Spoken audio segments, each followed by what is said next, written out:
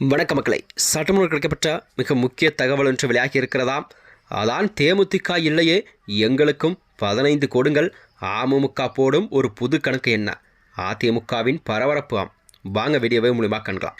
அதாவது தமிழகத்தில் வரக்கூடிய இந்த 2026 சட்டமன்ற தேர்தல் என்பது கண்டிப்பாக அனைத்து கட்சிகளும் தங்கள் கூட்டணிகளை பெரிதுபடுத்துகிறதாம். அந்த வகையில் தான் ஆளும் கட்சியான திமுகவு தனது கூட்டணியை வலுவாக சேர்க்கும் விதமாகத்தான் பார்க்கப்பட்டு வருகிறது.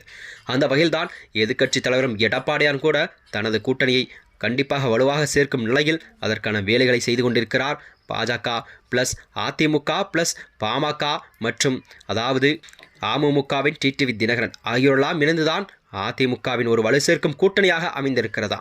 இந்த வகையில்தான் தமிழக சட்டமன்ற தேர்தல் நெருங்கி வரும் இந்த வேளையில் அதிமுக கூட்டணியில் தேமுதிக இணையும் என்று அனைத்து கட்சியும் எதிர்பார்த்த நிலையில்தான் தற்பொழுது புது ரூட்டாக தேமுதிகவானது திமுகவுடன் தனது கூட்டணி அறிவிப்பை வெளியிட்டிருக்கிறது.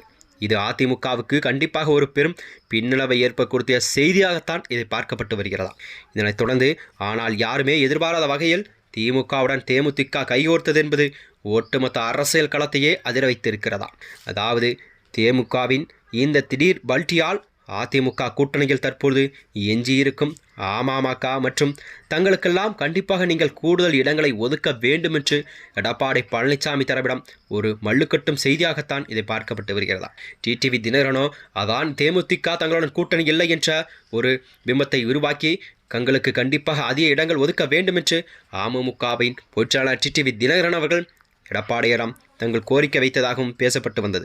அதனைத் தொடர்ந்துதான் தேமுதிகவுக்கு ஒதுக்கப்பட்டவிருந்த இடங்களை இப்பொழுது தங்களுக்கு தர வேண்டும் என்றும் குறைந்தபட்சம் 15 தொகுதியிலாவது வேண்டும் என்று டிடிவி தினகரன் தரப்பு ஒரு பிடிவானம் பிடிப்பதாக தகவல் வெளியாகி இருக்கிறதா. தேமுதிகவோ கண்டிப்பாக வெளியேறியதால் அதிமுக கூட்டணியின் ஒரு பலம் குறைந்துவிடக் கூடாது என்பதற்காக அமமுகவின் இந்த திடீர் கோரிக்கை என்பது அதிமுக தலைமைக்கு ஒரு புதிய தலைவலியை ஏற்படுத்தியிருக்கிறதா. அதாவது தொகுதி பங்கீடு பேச்சுவார்த்தையில் அமமுக காட்டும் இதே வேகம் வரும் நாட்களில் அதிமுக கூட்டணியில் மேலும் புதிய சலசலப்பை எல்லாம் உருவாக்கும் என்று எதிர்பார்க்கப்படுகிறதா. இந்த நிலையில்தான் எடப்பாடியின் அடுத்த கட்ட நகர்வு என்னவாக இருக்கும், அவர் அமமுக கேட்கும் இந்த தொகுதிகளை கண்டிப்பாக ஒதுக்குவாரா என்ற செய்திதான் மக்களிடம் ஒரு கேள்விக்குறியாக பார்க்கப்பட்டு வருகிறது.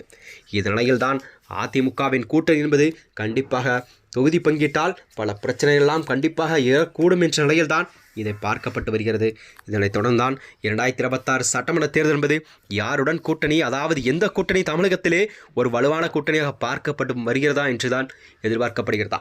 திமுகவோ தனது கூட்டணியை பலமாக வைத்த நிலையில்தான் அதிமுகவும் தனது கூட்டணியை பலப்படுத்த வேண்டும் என்று அதற்கான வேலைகளை டெல்லி தலைமை செய்து கொண்டிருக்கிறதாம். மேலும் இதனைத் தொடர்ந்து இதுபோன்ற செய்திகளை தெரிந்து கொள்ள நமது சேனலை மறக்காமல் சப்ஸ்கிரைப் செய்து கொள்ளும். நன்றி, வணக்கம்.